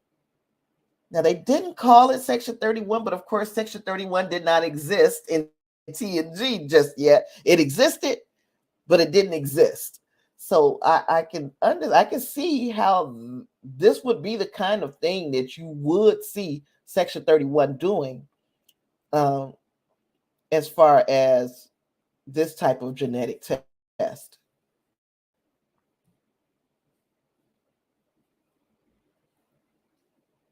Oh, let me go back to these questions over here too. So, Wingrace said a while back, I think it comes down to nature versus nurture. Superior ability breeds superior ambition. Used during war, they become Khan. But Khan was better than all of the rest of the supermen around him. And in time of war, he was not the aggressor. He was protecting his region. So, used during peace, perhaps we get Bashir or Una. So I see your point with Bashir and Una, but what if Bashir and Una are not the exception? They are the norm. Khan was Bashir and Una until years of solitude aboard the Botany Bay, still trying to protect the people in his charge. He was not trying to be aggressive initially. At first, he wasn't trying to be the aggressor, and then he became just as obsessed with Kirk as Ahab was with the goddamn whale. So yeah, I that part where he went off the rails is a little different. But as far as Khan wasn't what people consider Khan to be. Khan wasn't as and I keep saying as bad as the others. Khan wasn't as bad as the others. Khan tried to be a good leader, and even though that did mean y'all can't go outside, but I'm trying to be a good leader, So there's argument to be had that it's not nature versus nurture, and it doesn't have anything to do with if he was conceived in like a test tube or however he was conceived. We don't know for sure how he was made, but if he was made in an unconventional manner, he still had enough to where he wasn't treating people as poorly as some of his counterparts. And then we got Clarence's, the Picard finale put eugenics to rest. Does it? I don't know. And part of me thinks that it leaves the door open a little bit more as far as eugenics, because Picard is now an altered being. He is part of he is a genetically manipulated person, as is this new quote unquote data. And I guess they have accepted them. So maybe they say maybe eugenics hasn't been put to rest, but the discrimination against augments or augmented people has been put to rest. Maybe then we can go there. And we still, once again, and I hope I'm not proved wrong, we still haven't seen what they have in store for Rios, and what could he have changed. Do we know anything about genetic engineering in the Discovery timeline? I can't say I remember anything in this new timeline. It's going to require that we watch the episodes that we are in the future, probably again, just to make sure that we haven't seen anything new. I can't remember anything, though. I cannot. Yeah, if anybody else remembers anything in the Discovery timeline about genetic engineering, drop it in the chat or send it to our, I'm going to put this over here real quick. Send it to the Subspace Relays. You can do it on via telephone, voice message, or you can also do it via Gmail. Send me your thoughts. David says, since the Eugenics War was pre-Enterprise, maybe they could do a flashback episode on the life of Dr. Soong. Right. But that's what I want. I want not just an episode. I want an entire miniseries covering Dr. Soong. I think that is, I think there is enough material there for a mini series, maybe not for a full series, but a mini series, yes. Now, we're still talking. Let's see. Justice said, I'm going to disagree. Khan was just as bad. He gave us peace and success, but he was the one who had freedom to do whatever. But we didn't have a say to disagree with his way or question it. And that is the kind of thinking to me. Now, look, I'm always going to play devil's advocate, because that's how conversations continue. Like, we're going to disagree, and I'm going to say, but what if? Because that's what I do. This is how I keep talking. And I just keep talking. I never stop. That's why I don't know if David Lee knew what he was saying when he said he wanted to marry me. Because everything he says is going to be a what if right behind it. But anywho, just think about where we are in our timeline. The people who thought well, Khan was such a bad guy. We could say he's such a bad guy. He put us in lockdown during the pandemic, told us we couldn't go here and there. We did this and we did that. But then on the other hand, you got another guy, whoever the next ruler is, that he's letting his people out, but his people are dying by the thousands, quote, millions. You know what I mean? So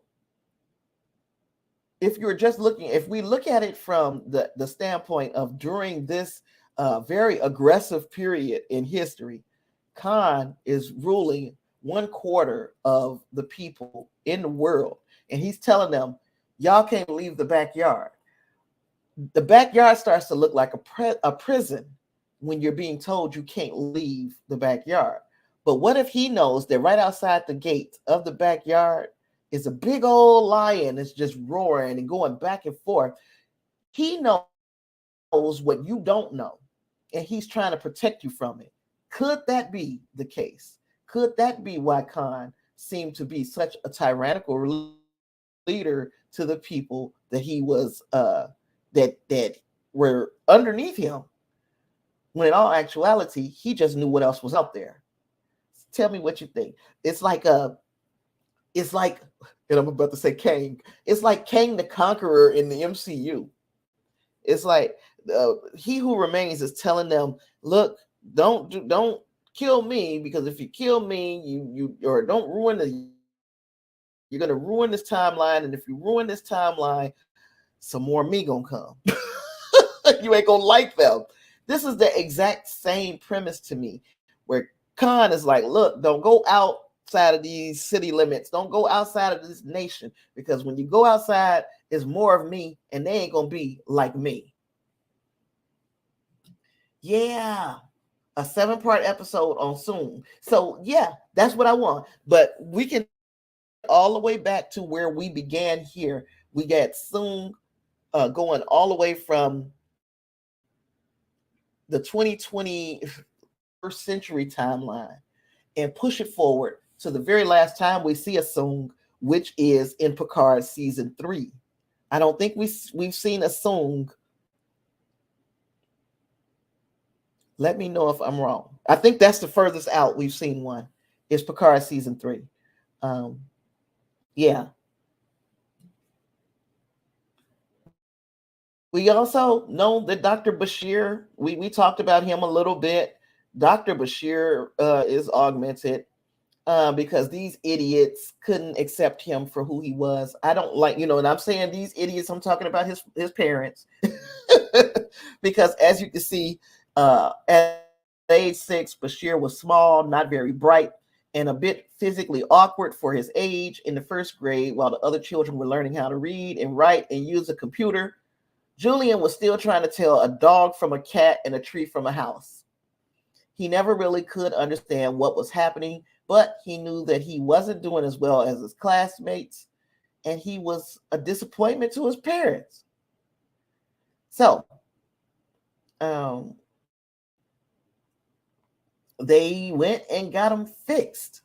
And, while he turned out to be a fantastic guy in Starfleet, and his contributions to medicine in his time was so great, and it was so much that he was able to achieve very early in his, what you would consider early in his career, because this was his first posting. So very early in his career, he was able to achieve an awful lot in those first 7 years. But his parents did this to him. It was completely against his will, and it was simply because they were disappointed in him. And I didn't like that.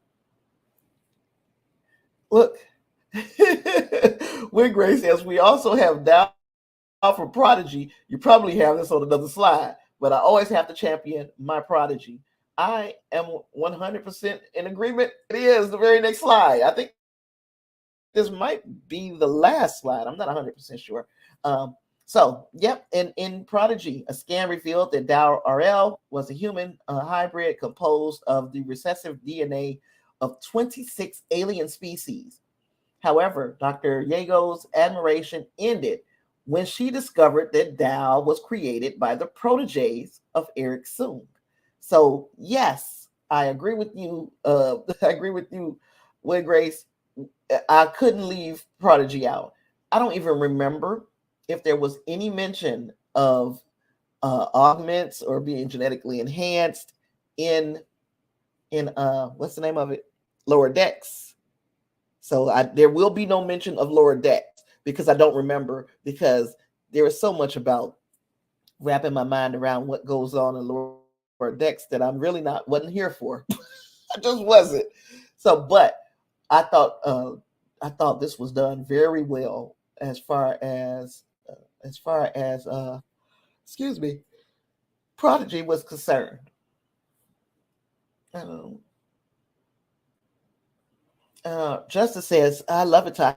Speak your mind. Free will is a big thing. It's all right to choose. Now Khan sounds like a god. He knows all, but gods don't lose. So love the discussion. No, he ain't no god though. Now I give you that. But what he did know is he knew the nature of the other tyrants. And this is me, of course. I'm always gonna play devil's advocate. He knew the nature of the other tyrants. So in order to get him in a fray, would the other tyrants take some of his citizens hostage? Would there be a terrorist attack? Would any of these things happen just to get Khan's attention? Possibly. Khan is like, I'm not for all this fighting unless you bring in the fight over here. And eventually the fight did come to him.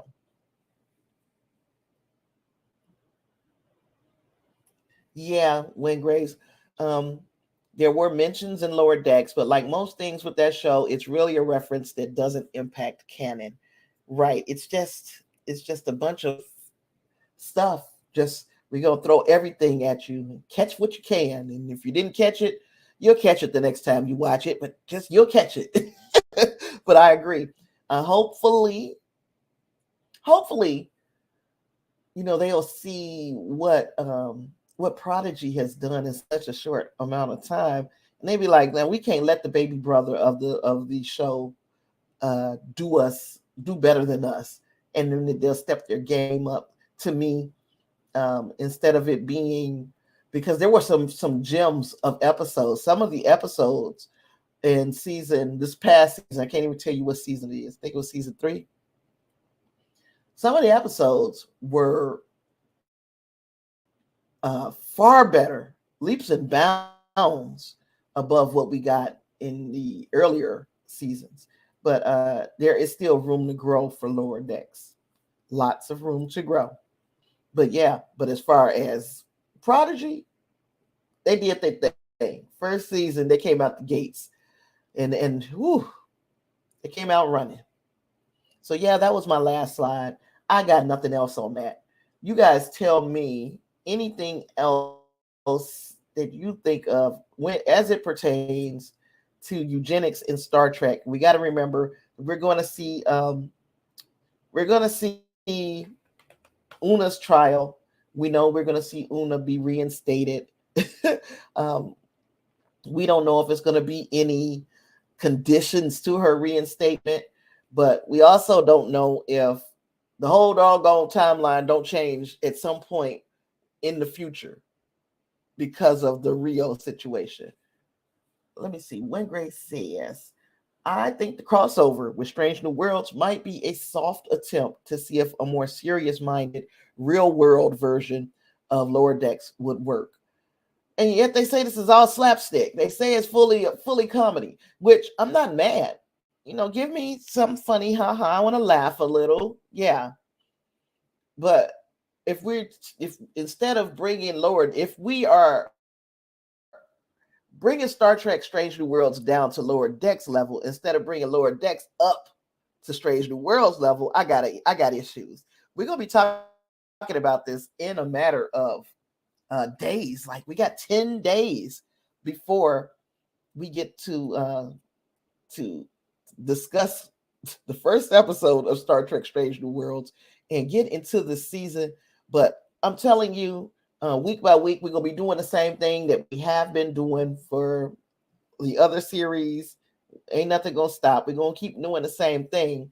But I really do want to know that, I really do want them to bring Lower Decks up to Strange New Worlds level and not the other way around.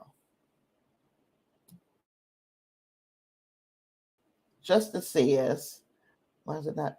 Now with Khan and his people, were they on board because it was right, or was it out of fear of his wrath if they disagreed with his rule? Uh, that's gonna have to be some like questions that will be answered, and hopefully and hopefully we do get something like that, a series that involves that talks about the Eugenics War, or a multi-episode arc or something that talks about that period, because we need that. We need some answers. We need to fill in some blanks. I believe that that he deposed somebody. I don't know how he did it. He deposed somebody and took their place and expanded his kingdom.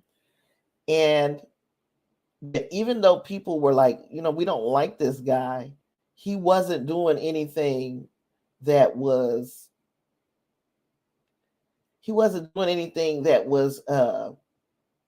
I guess aggressive towards them. They just didn't like him because he was, quote unquote, a ruler. He was a tyrant. And then what set things off is the fact that these other tyrants began a freaking war amongst themselves, and he was forced into the fray. I really believe if that's the way they are framing it, I believe that he got a bad kind of rap during the Eugenics Wars. He wasn't a great guy, but he wasn't the worst of the worst. And I know this is like saying, well, and you can't even make that freaking argument. I'm trying to think of somebody who Putin is not all the way bad. There are some people who will be like, well, Kim Jong-un, he's all the way bad. So yeah, it depends on who you ask. It's easy for a person on the outside to say, oh, he ain't that bad. And then you find out, oh,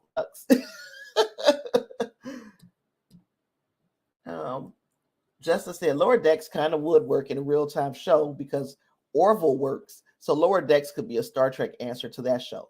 Orville works far more to me now that they stopped being real slapstick. They have gotten some very serious arcs. They have tackled some very serious subjects. And this last season, to me, was among the best sci-fi that I've seen in a series in a while. And yep, you can quote me on that. And I'm really hoping that the next season, I think it's season 4. I didn't like the Orville the first season. They were peeing over the sides of cliffs.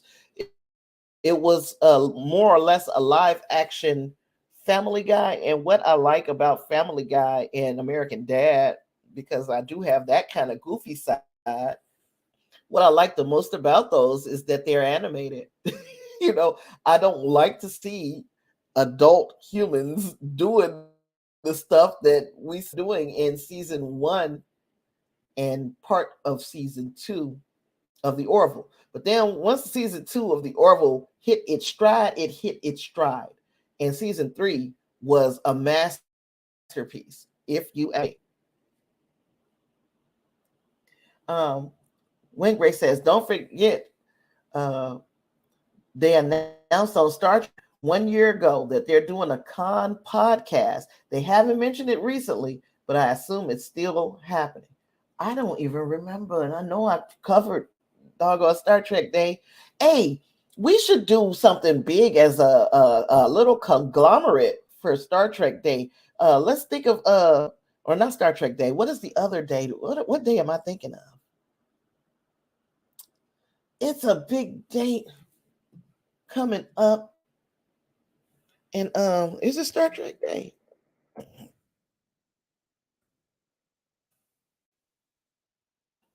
We should, yeah, it's in September. We should really do something big as a conglomerate.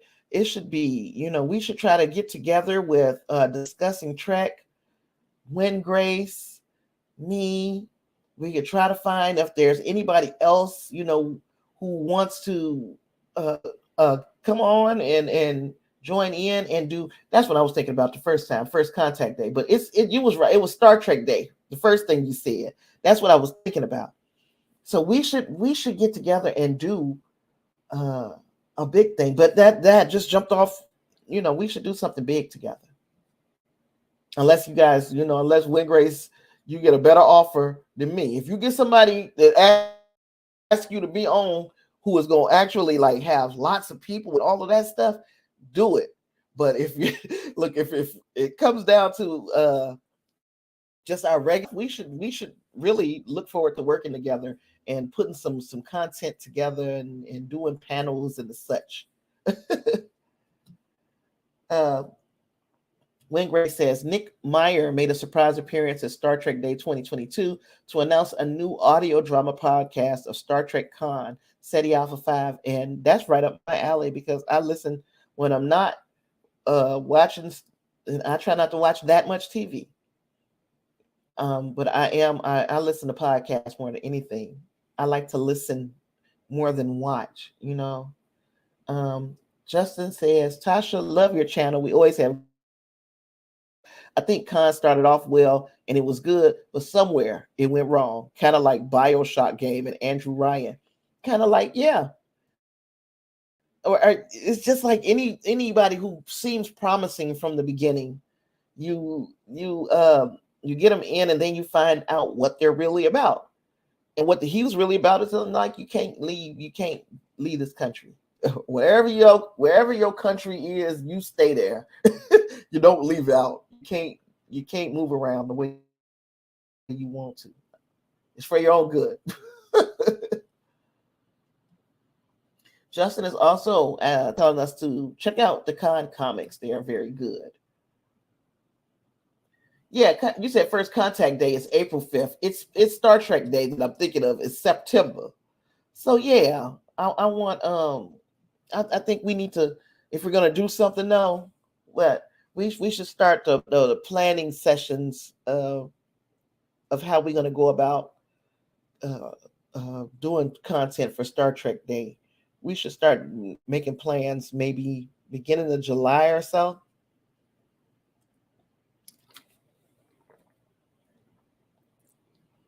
Let's put that on the let's put that on our calendars.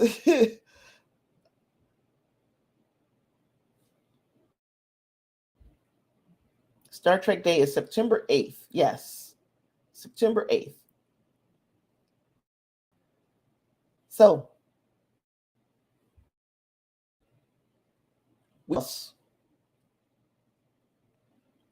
I am tuckered out. Yeah, we did the 2 hours and the 2 hours went by really fast. I didn't think we was gonna have enough conversation for an hour and a half, but I guess we go off on those little tangents and then it's like wham. Yeah, I did that before when Grace. I did live stream. They live stream and got shut the hell down. Yep, I did too. So basically, what we do, we can do special content for Star Trek Day, and then we so be together on a stream with us watching it in our own respective, however we're watching or listening to Star Trek Day, and we can real time give commentary with one another. If you want to do something like that, me and I did it before where I didn't have any guests on with me. I sat and watched Star Trek Day, and I think I had Clarence and Reinhardt, and we watched it together. But now that our little group is getting a little bit bigger, we can do it again, and it just seems like the more the merrier. We're gonna, I don't know why the more the merrier. Thank you, Justin. Thank you. This was a very good discussion, very timely. I appreciate Clarence for giving me the topic. if we have any Star Trek topics that you would like to discuss, don't be shy. Tell me what it is, and I'm going to try to do the research that I can, and we can put it together and we can discuss it. But you guys know, y'all know what kind of conversations that we have. It's like it can go one way or the other. We can get real silly, we can get real serious, but yeah, let's just keep it kind of to what we normally talk about, because one of the things that I'm trying to get a little bit better at is when people when people try to derail me and take me to a different subject. I'm learning, and I mean the subject is Star Trek, I'm good. But people got to get me and take me to someplace else, and I'm like, I got to stop doing that. Stop letting other people dictate that we're going to go a different direction. No, we're going to stay right here on about this topic. And at the end of the topic, if we want to talk about other things, then we can.